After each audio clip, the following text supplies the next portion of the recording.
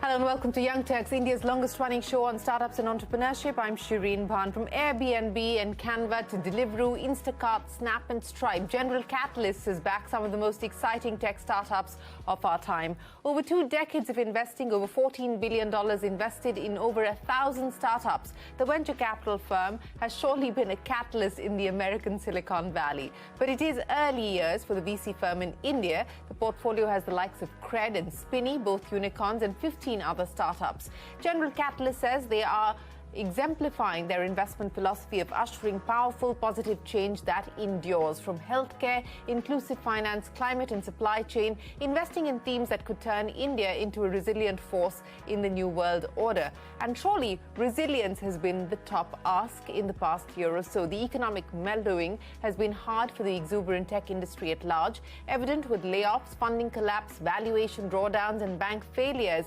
as is the case with Silicon Valley Bank. Growth at all costs seems to be passé. Calling for responsible innovation, General Catalyst partners have advised India's entrepreneurs not to replicate the move fast and break things model of founders in Silicon Valley.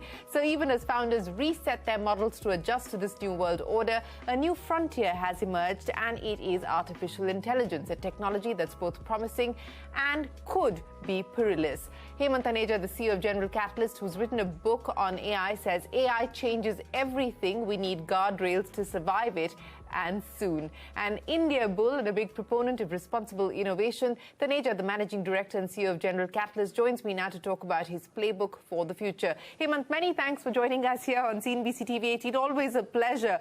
Before I talk to you about India and AI, I want to get your take on what is happening with the Valley at this point in time, and specifically with the meltdown that we've seen post the Silicon Valley Bank fiasco. Now, you've, of course, been part of the camp that's been supporting a rescue for Silicon Valley Bank. At this point in time, we don't know what course that's going to take. The Wall Street Journal reports that the FDIC has, and I quote, snubbed non-bank overtures as far as Silicon Valley Bank is concerned. So what will that mean? A, the future of Silicon Valley Bank, for the Valley itself, and what this does now to risk appetite?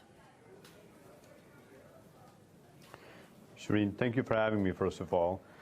I think the Valley is an interesting time in the Valley. First of all, as you know, we've been dealing with a lot of overfunding in the bubble and a lot of companies working through growing into their high valuations.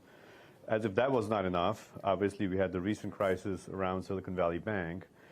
You know, the reality is that we, in hindsight, just did not have the right treasury management practices for our startups, and you know, relying on a single bank for managing cash for these companies was, in hindsight, a mistake. I think that's going to get fixed.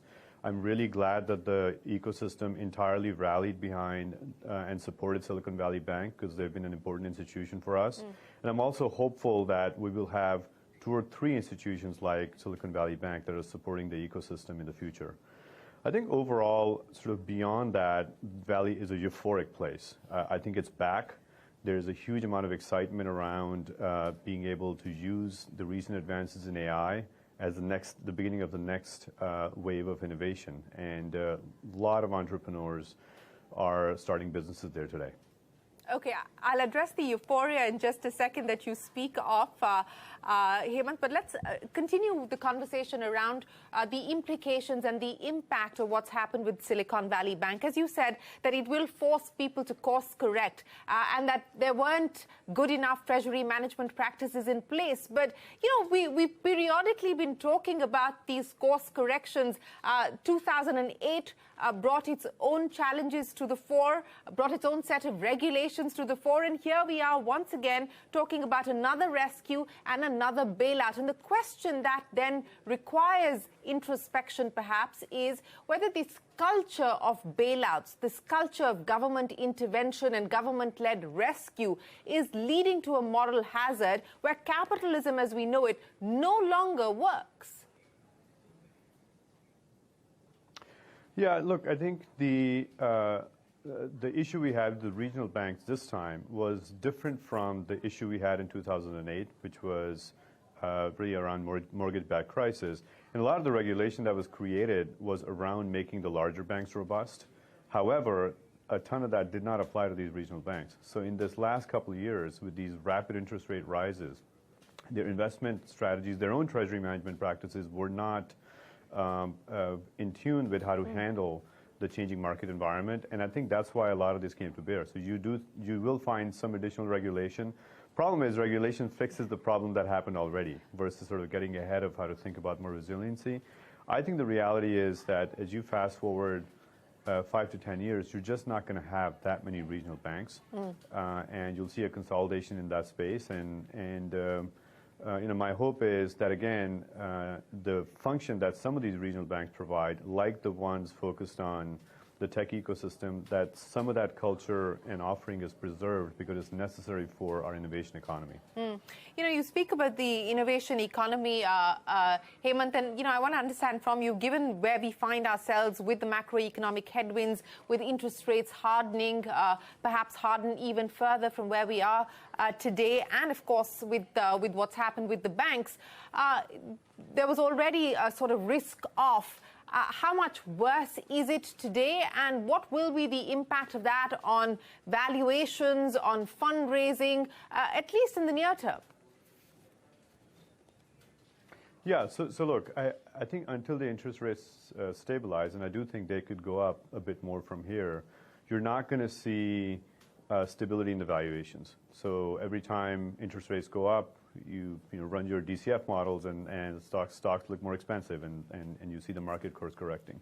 I do think what's happening in background is that a lot of the later stage private companies, they are working through those issues, and they're becoming more resilient. They are growing into their valuations. I think you're going to see some down rounds. That's natural, and I think it's perfectly fine for companies to take their medicine and keep moving forward. So I'm optimistic that on the other side of this, sort of, whether it's 9 to 12 months is probably my personal guess. I think on the other side of this, you'll start seeing valuations become more normalized, and you'll also see the IPO market open when we have more stability around the interest rates as well.